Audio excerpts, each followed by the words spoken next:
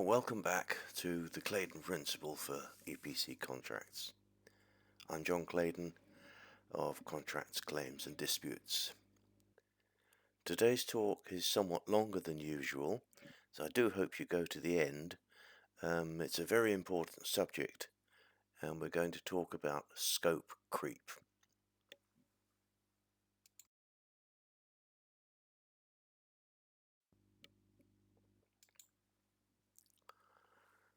So for context, we are talking here about the context of a large international lump sum contract for an EPC contractor. That said, pretty much everything will be applicable for any construction contract placed almost anywhere on a lump sum basis. And by way of aide-memoire, a lump sum contract is an agreement to execute a certain amount of work in a certain amount of time for a certain amount of money.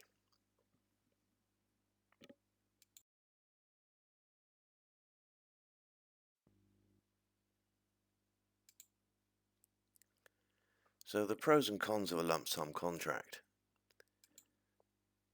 The advantages: the final price is known.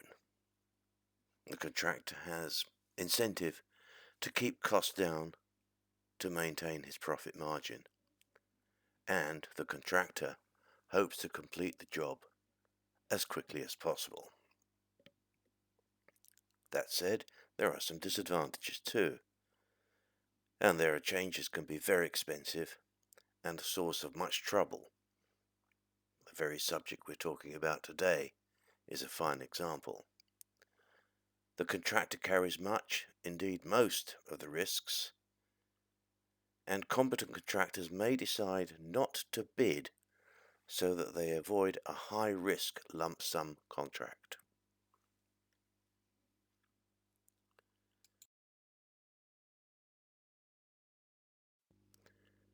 Scope creep, is it a risk or an opportunity? We've all seen this, we've all chuckled.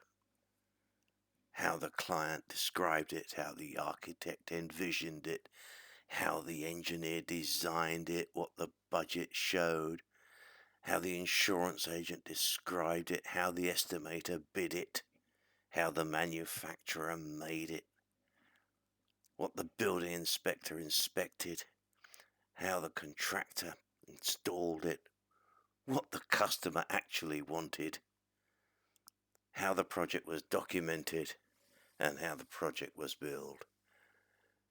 And like all such comedy, there is, in every frame, a hint of truth. Now to the serious stuff.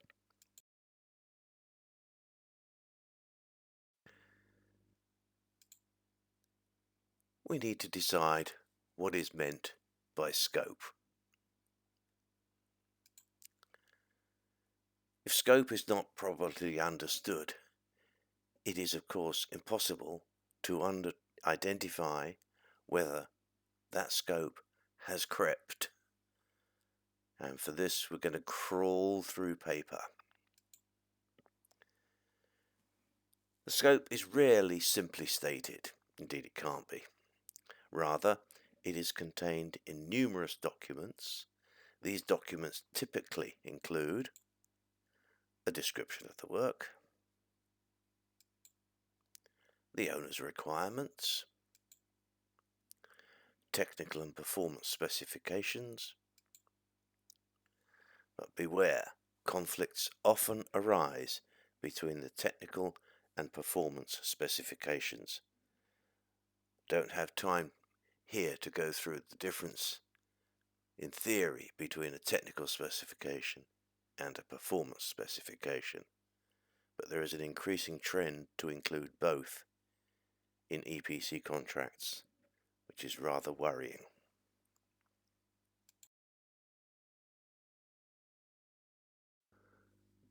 So, some definitions. How can we make money if little things keep being added?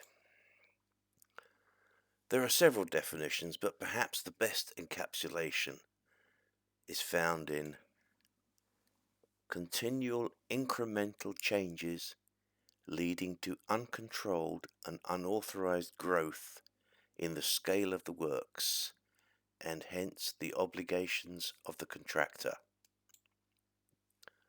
So, these small changes continually introduced become a slow, subtle process and may arise at any time.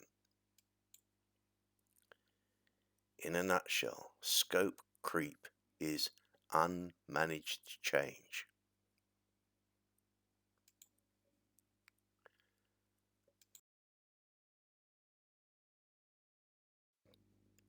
So, how does it arise? Looking at this quick pie chart, has anybody ever worked on a project or have a current project where there is no example of scope creep? I know for my part, in several decades, I have never seen a project without scope creep.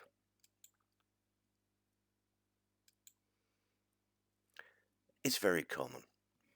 It can arise from two sources: internal sources and external sources. It's easy to note that internal sources are within the control of the contractor. Similarly, external changes, external sources are beyond his control.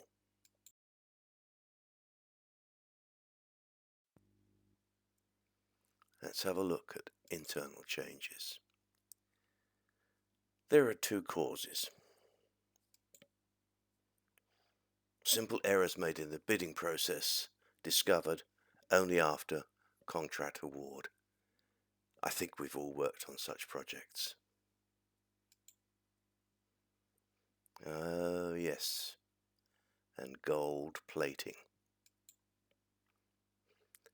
Gold plating means engineers being engineers. Please, engineers, take that as a compliment.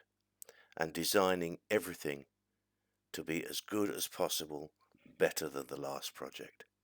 Highly laudable, but not necessarily included in the contract documents, and certainly not in the contract price. Both of these, of course, are within the control of the contractor. Once the contract has awarded, errors which were within the control of the contractor fall to his responsibility. Bidding errors are permissible, and of course, don't overlook the fact that they may have led to the contract award. Gold plating is inexcusable and should be eliminated. Caution: never ever propose gold plating improvements to the owner. He will take them for free.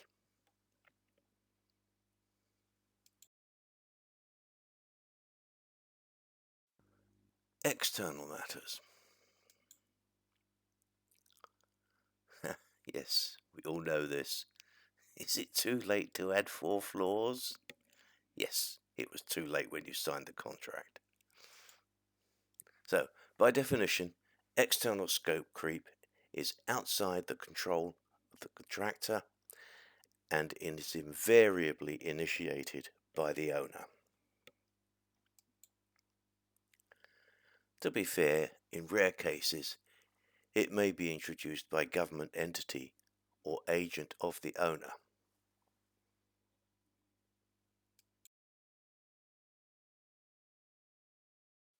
How does it arise?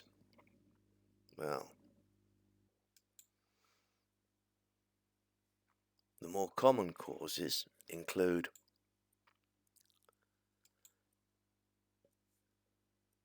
poor definition of the original scope, conflict between detailed and performance specifications, change of owner personnel. Memories disappear with that change. Matters from the kick-off meeting, which is generally the first opportunity for the owner to seek scope creep. The HAZOP is the last opportunity. There's a poor change management process. And comments, requests in progress meetings, especially at design stage. The design reviews of 30, 60%, 90% are particular opportunities for the owner to seek changes, and of course anything that the owner might imagine.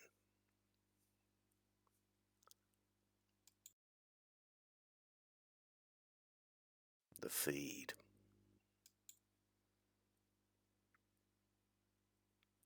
Yeah, just a small change. Just a small change. The sandwiches are in the red bag and the parachute is in the green bag. Apart from the more common causes of scope creep already described, the feed is the other major source worthy of separate mention.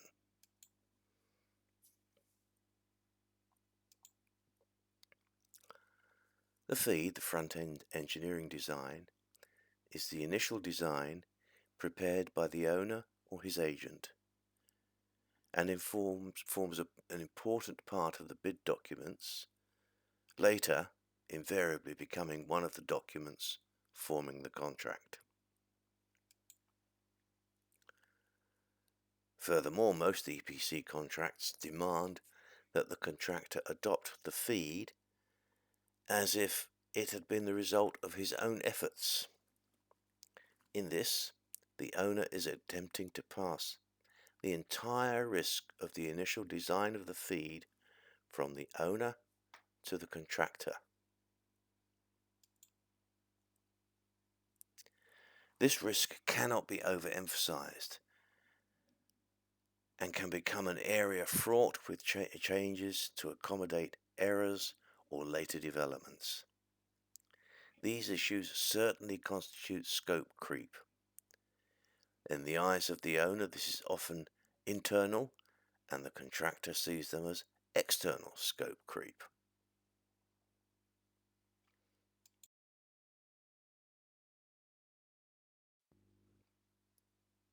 The positive side.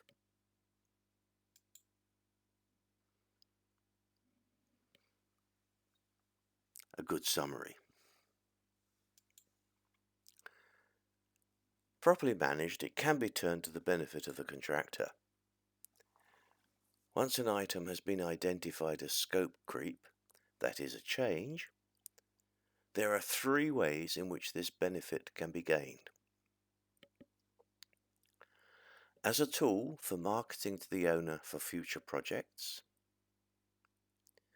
by taking ownership of the item, be it an improvement or innovation, the contractor's specialized knowledge is increased and enhanced, and all without the overhead of R&D, research and development.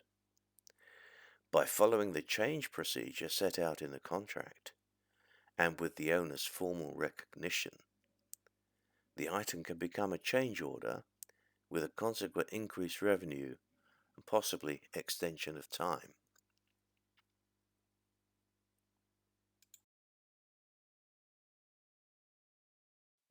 What to do about it?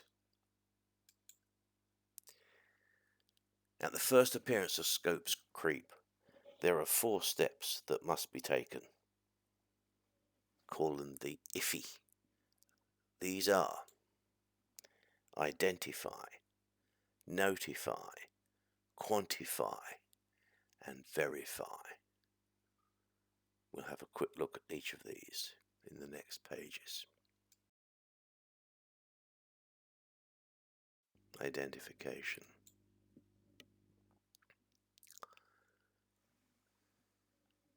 Changes to scope. The first recognition of scope creep invariably happens during a review period. Whilst this may be a document review, the owner typically makes comments that are frequently hidden changes.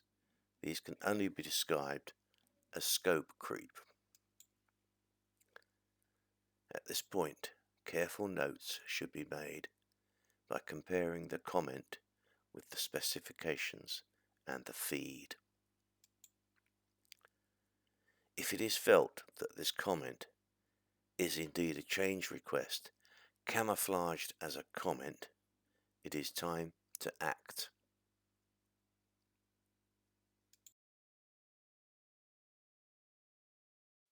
Notification. Vital. Notification can be by standard form, something akin to the little summary of a form on site now. Whether or not the owner is trying to add uncontrolled changes or is genuinely unaware that a comment is seen as a change, the first step is to notify the owner of that change. It is for the owner to confirm or decline the change if unaware. All EPC contracts provide for changes and set down procedures in the contract. Such procedures invariably demand that a formal notice be issued, and that within a prescribed time period. It is vital, even at this early stage, to advise the owner that the change may or will have cost and time consequences. At this point, the owner can either agree that it is a change and proceed accordingly, or he can decline to have the change implemented. His third option, and a common one, perhaps the most common one, is to dispute that the comment is a change. This can rapidly become a claim item and is beyond the ambit of this talk. Indeed, that would be scope creep.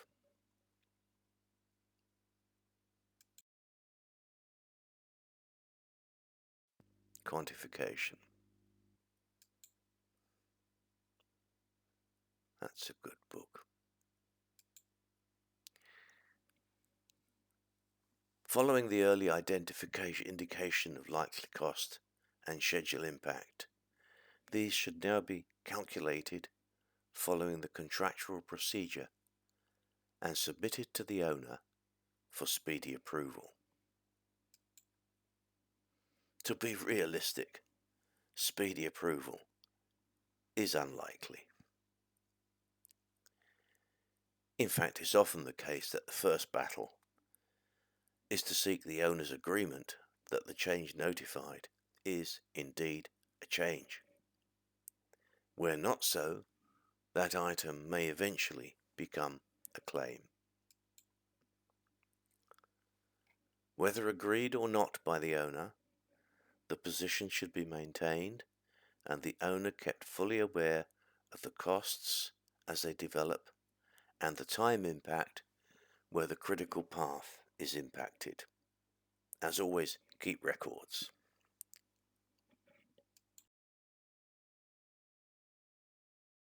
Verification.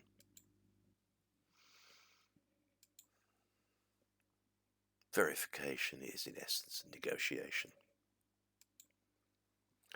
Even where the owner agrees that a change has been instructed, expect that he will fight all the way to a final settlement of the issue.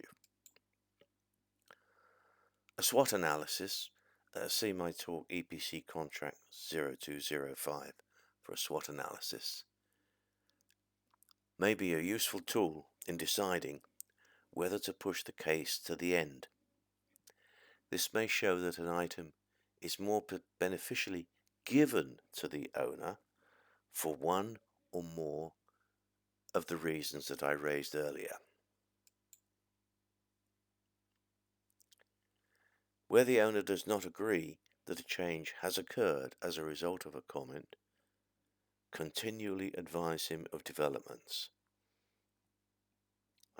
A useful tool for this is the monthly progress report, about which I've talked separately.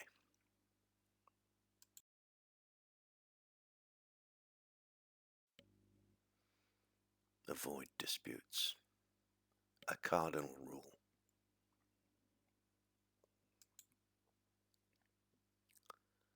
If the scope creep issue becomes a claim, and later a disagreement, seek to avoid its becoming a dispute. Both parties lose. My job is claims and disputes. I win. Contact me. It is often said, and wisely said, that the best settlement is the settlement gained on site.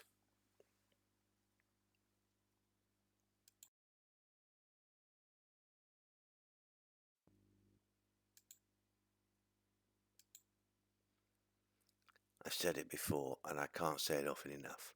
Avoid disputes. Keep the channels of communication open. Keep talking. Avoid disputes. But if you can't, drop me an email, johnclayden@johnclayden.com. I may be able to help. Practical tips. Design review meetings. Be careful. These are fertile ground for scope creep. Resist the owner's attempts to extend review. For example, at the 30% review, stick to those items defined for review at 30%.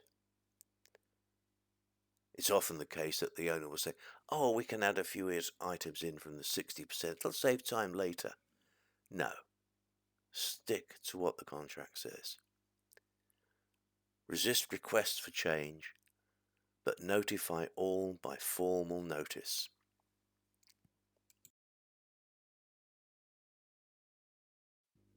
Some more practical tips.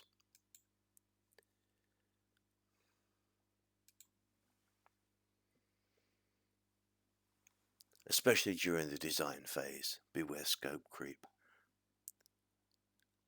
Contractors' instinctive response to requests from the owner are very often yes. Try to change that from yes to yes but. It makes a big difference.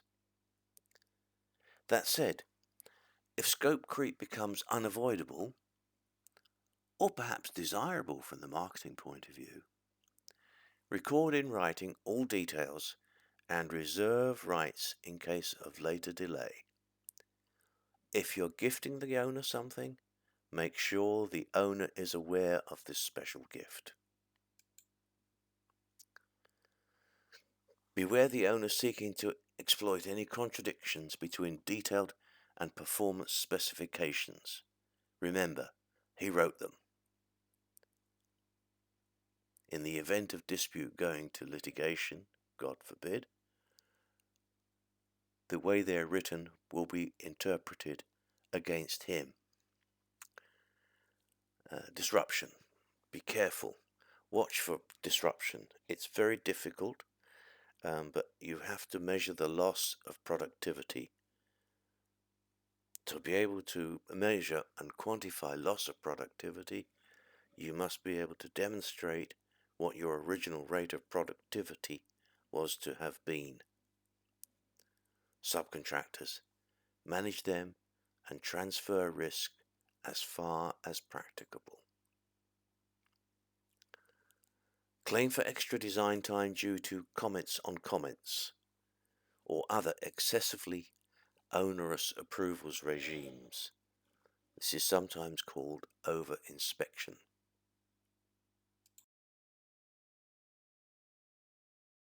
Yet more tips. Again, scope of hazard.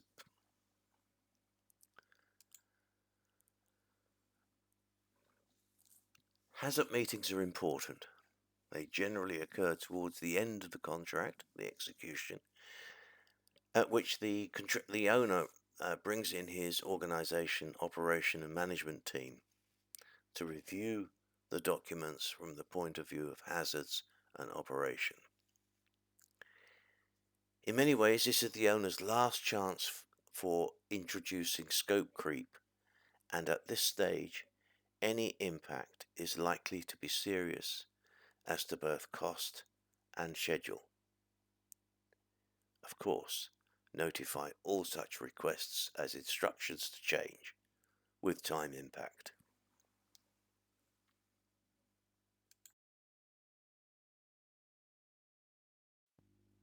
More practical tips. HAZUP still.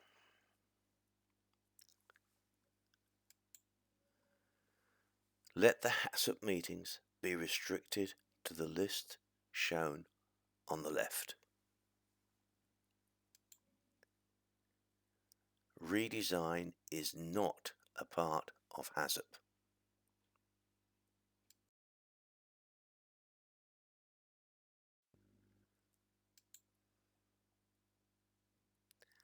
Lastly, as ever, I say, avoid disputes. And below is a link, a very useful link, on the topic of scope creep.